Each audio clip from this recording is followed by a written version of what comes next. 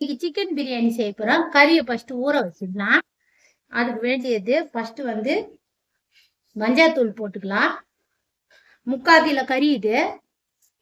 1 kilo அரிசிக்கு 3/4 kilo கறி போட்டுக்கிறோம், வாங்கிக்கிறோம். மஞ்சாத்தூள் போட்டுக்கலாம், சால்ட்டும் போட்டுக்கலாம்.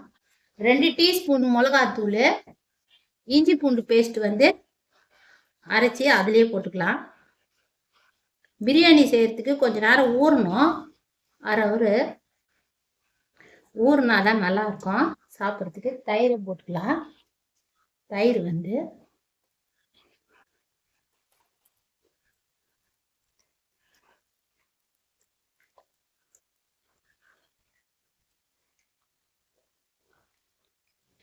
ஊற வச்சிடலாம்.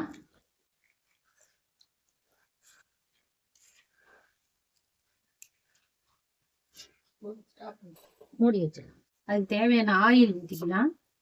வெங்காயம் போட்டுக்கலாம். 4 வெங்காயம். நம்ம வந்து 1 கிலோ பிரியாணி அரிசிக்கு செய்ய போறோம். அதனால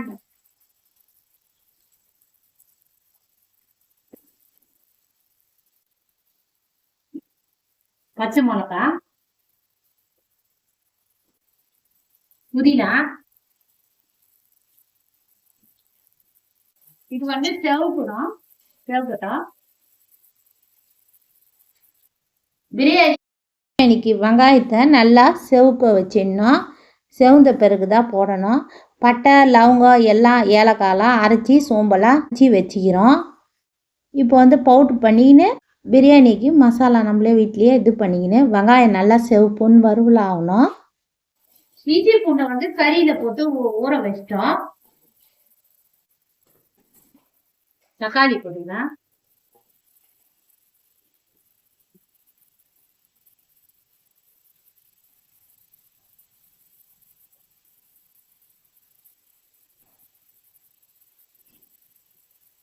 மூடி எடுத்துக்கணும்.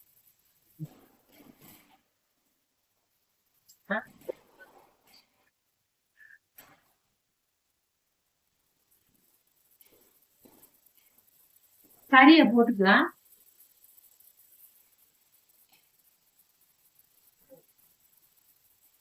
இது வந்து 1 கிலோ அரிசிக்கு 3/4 கிலோ கறி.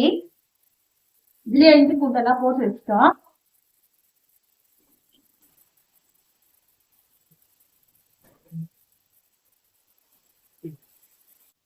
கல் உப்பு தேவையான அளவுக்கு.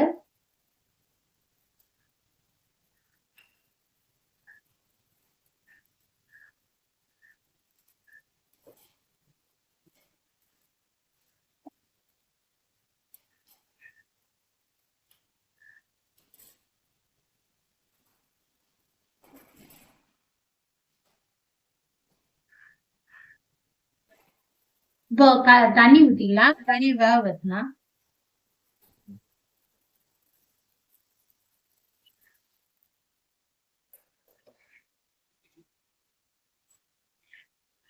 வேகட்டும். இப்போ வந்து அரிசியை வந்து அரை வேக்காட்டில் வந்து வேக வச்சு ஆனவுடனே எடுத்து போட்டுடலாம்.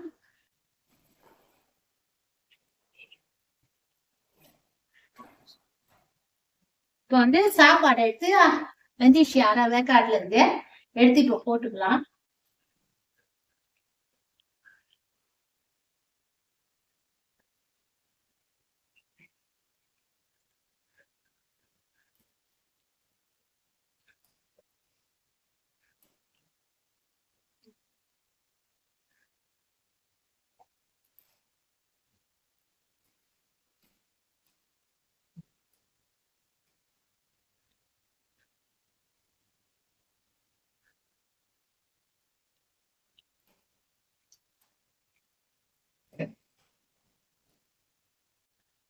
இப்போ வந்து அரிசியை ரைஸ் வெந்த உடனே போட்டுக்கணும்.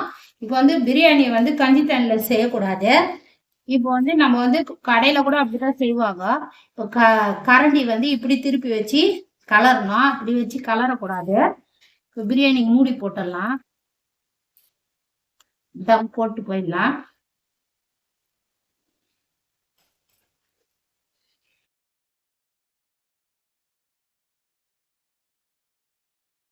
பிரியாணி ரெடி ஆயிடுச்சு.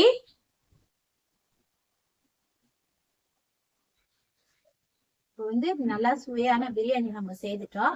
இப்போ சாப்பிட்டு பார்க்கலாம் பிரியாணிய. தயிர் பச்சடி வச்சுக்கிங்க, கறியும் வச்சுக்கலாம்.